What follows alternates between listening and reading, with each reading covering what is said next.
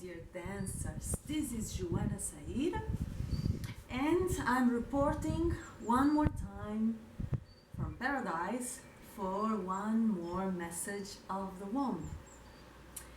This time around I want to tell you about the relationship between structure and madness, or Saturn and Neptune, or Apollo and Dionysus, or rationality and imagination, intuition, instinct.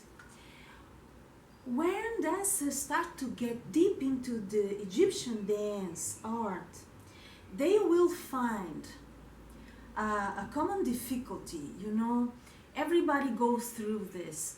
They have a hard time coordinating their head with their emotion, because we all start by learning certain patterns and developing body awareness. That's usually the beginning of Egyptian dance training.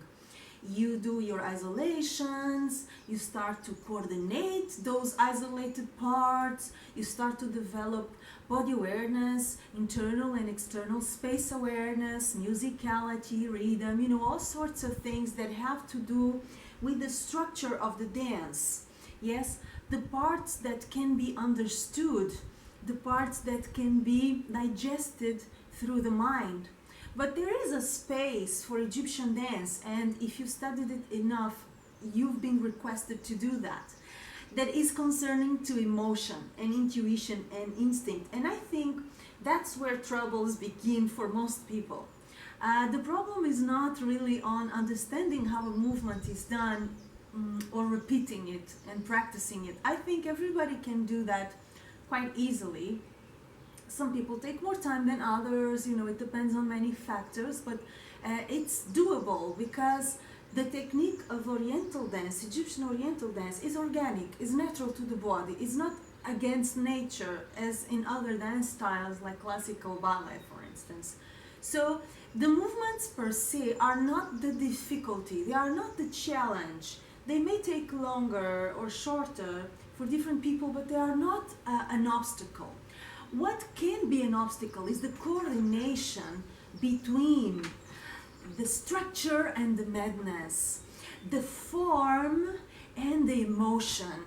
When you start to ask from your dancers, from your students, to give the emotion, to give the instinct, to bring about intuition and creativity and madness in the sense of getting lost in the music and reaching out for territories which are not in the mind, they are not structured, nobody knows what will come. This is where the challenge arrives.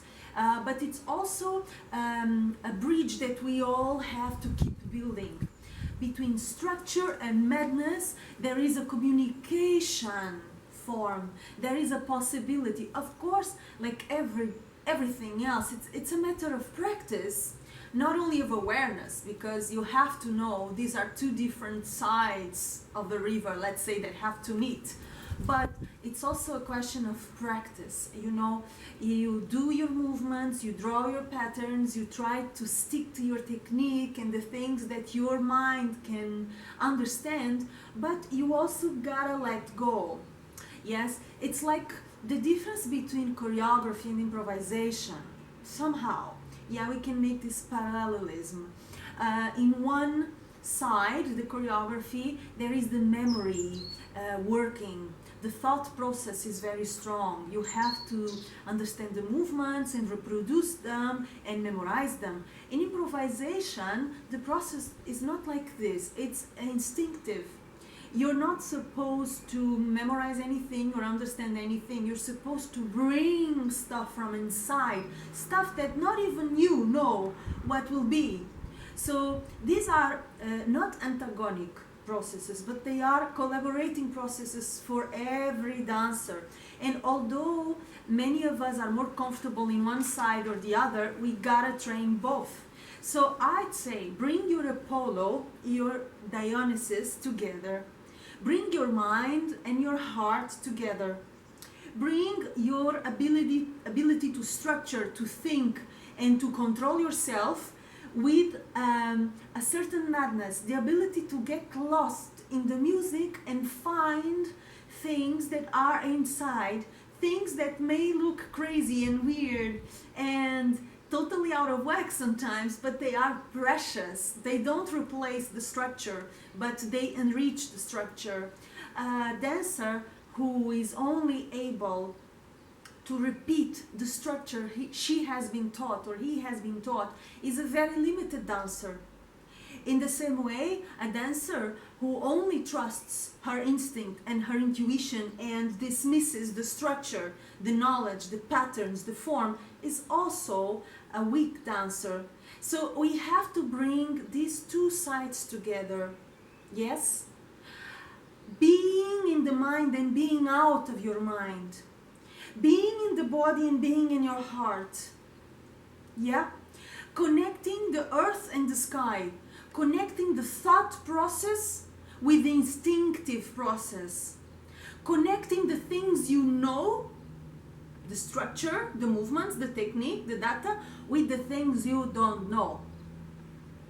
The freedom, the madness, the drunkenness, that state of being drunk with the music, the beginning of Tarab.